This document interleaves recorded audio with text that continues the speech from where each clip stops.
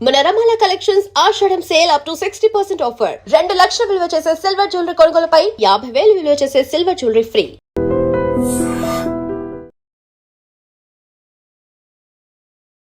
నమస్కారం, welcome to I dream.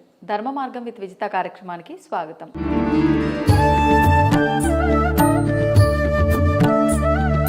ప్రస్తుతం మనతో పాటు ఉన్నారు శ్రీ లలిత అమ్మవారి ఉపాసకులు పసుమర్తి వెంకట దుర్గా సుబ్రహ్మణ్యం గారు. ఇప్పుడు వారితో మాట్లాడి మరిన్ని విషయాలు తెలుసుకుందాం. ముఖ్యంగా ఆధ్యాత్మికంగా కావచ్చు, అమ్మవారికి సంబంధించి కావచ్చు, మనకి ఎన్నెన్నో సందేహాలు ఉంటూ ఉంటాయి. అవన్నీ కూడా నివృత్తి చేసుకునే ప్రయత్నం అయితే చేద్దాం. నమస్కారం అండి. నమస్కారం అమ్మా. మనం మంత్రాల గురించి మాట్లాడుకుంటూ ఉంటాం. సాధారణంగా అమ్మవారిని మంత్రాలన్నీ అమ్మవారి ఆధీనంలో ఉంటాయి, సర్వ మంత్రానికి ఆధీనము అంటూ ఉంటారు.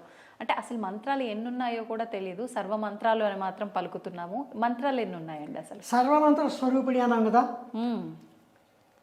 సప్తకోటి మంత్రాలు. సప్తకోటి 7 కోట్లు, 7 కోట్ల మంత్రాలు. అమ్మవారు సప్తకోటి మంత్ర స్వరూపిణి, 7 కోట్ల మంత్రాలు. బా, ఈ 7 కోట్ల మంత్రాలకి పక్కన ఏమైనా ఉన్నాయి అంటే ఉన్నాయి అంటున్నారు. నేను అన్నాం. ఏమున్నాయి అసలు? చెప్తా. నేను అన్నాం. ఎందుకన్నంటే అమ్మవారి పాదాల దగ్గర ఉన్నాను కనుక ఈ మంత్రాలు కానీ మంత్రాలు ఏవైనా ఉంటే నా దగ్గర రావు కనుక నేను అన్నాను. కానీ ఉన్నాయి అని అన్నారు. అలా ఉంటే గింటే వాటిని ఏమంటామంటే పరమంత్రాలు, ఇంకా చెప్పాలంటే క్షుద్ర మంత్రాలు. అంటే అవి మెయిన్ కాదు, కావు. ఈ సప్తకోటి మంత్రాల్లో మంత్రాలు ఈ సప్తకోటి మంత్రాలు అమ్మవారి దగ్గర, ఈ సప్తకోటి మంత్రాలు అమ్మవారు ఏమన్నాం? శ్రీ మహారాజ్ఞి అన్నాం. అవును. ఆవిడ ఏం చేసింది?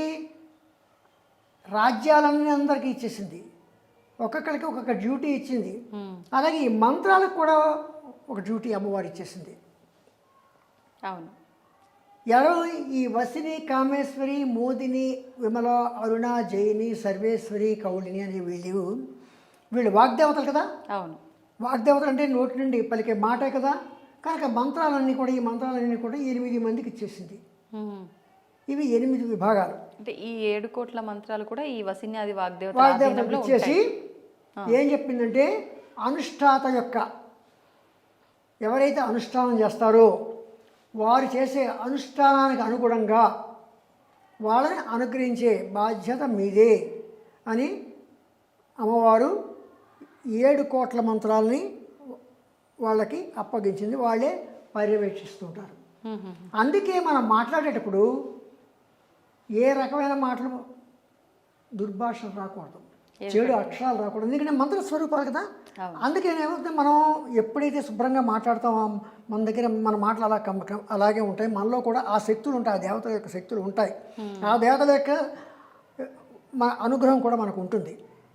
కానీ అందుకని మనం ఏంటంటే ఈ మాటలు మాట్లాడే మాత్రం అన్ని సర్వమంత్ర స్వరూపిణి కనుక మనం మాట్లాడే మాట ఒక మంత్రంతో సమానం కనుక మనం ఆ రకంగా భావనతో చక్కగా మాట్లాడాలి. అలాగే 7 కోట్ల మంత్రాలని 8 విభాగాలు చేసి వసిని మంత్రాలు, కామేశ్వరి మంత్రాలు, వసిని కామేశ్వరి, మోదిని మంత్రాలు, వసిని కామేశ్వరి, మోదిని, విమల మంత్రాలు, వసిని కామేశ్వరి, మోదిని, విమల, అరుణ మంత్రాలు, జయిని మంత్రాలు, సర్వేశ్వరి మంత్రాలు, కౌళియ మంత్రాలు అని 8 రకాల మంత్రాలను 8 విభాగాలుగా ఈ మంత్రాలు ఉన్నాయి. ఈ 8 మంత్రాల్లో వసిని మంత్రాలు ఉన్నాయనుకోండి. వసిని మంత్రాలు అంటే అంత మాత్రం ఏదో ఎవరినో భర్త వశీకరణ, లేకపోతే ఏదో వశీకరణ, అలాంటివిగా మనం భావించకూడదు. మనం ఇప్పుడు మంత్రము అనేసరికల్లా, అమ్మవారు అనేసరికల్లా, అమ్మవారిని ప్రార్థిస్తున్నాం అనేసరికల్లా మనం ఎప్పుడు కూడా ఇంకో సైడ్కి వెళ్ళకూడదు, సైడ్కి వెళ్ళి ఆలోచించకూడదు. ఈ వసిని మంత్రాలు ఏమిటంటే పూర్తిగా ఆ దేవతని మన అనుగ్రహం కోసం మన పక్క తిప్పుకోవడానికి, అలాగే ఆ మంత్రోచ్చారణ వల్ల మన కార్యక్రమాలు బయట మనకి వారి మీద, అవతల వారి మీద, మన మీద ఒక రకమైన సద్భావం కలిగేలాగా. కలిగాలంటే సద్భావం కూడా వెంటనే మామూలుగా కలగదు. మంత్రానుష్ఠాత ఎప్పుడు కూడా, ఒక మంత్రానుష్ఠాత కాదు, మొత్తం మానవ జన్మ అంటేనే అరిషడ్ వర్గాలకు దూరంగా ఉండాలి. ఒకటి నిజాయితీ ఉండాలి. మంత్రం అనుష్ఠించేటప్పుడు కేవలం దేవతను మాత్రమే తలుచుకుంటూ నిజాయితీ ఉండాలి. ఆ నిజాయితీతో ఆ మంత్రాన్ని మనం ఏ పర్పస్గా ఏ కారణం చేత లేదా నిష్కామంగా కూడా చేయొచ్చు. చేస్తున్నామో అందుకే దీనికి సిద్ధి అనేది ప్రత్యేకత. ప్రతి మంత్రానికి సిద్ధి కూడా ఉంటుంది. ఇన్ని మంత్రాలు చేయాలి, ఇన్ని మంత్రాలు చేసిన తర్వాత దీనికి మళ్ళీ ఇంత అన్నదానం చేయాలి, ఇంత దీనికి మళ్ళీ ఇంకో 10% ఇంకోటి చేయాలి, రకరకాలుగా చెప్తుంటారు. అవన్నీ చేస్తేనే సిద్ధి పొందుతాం.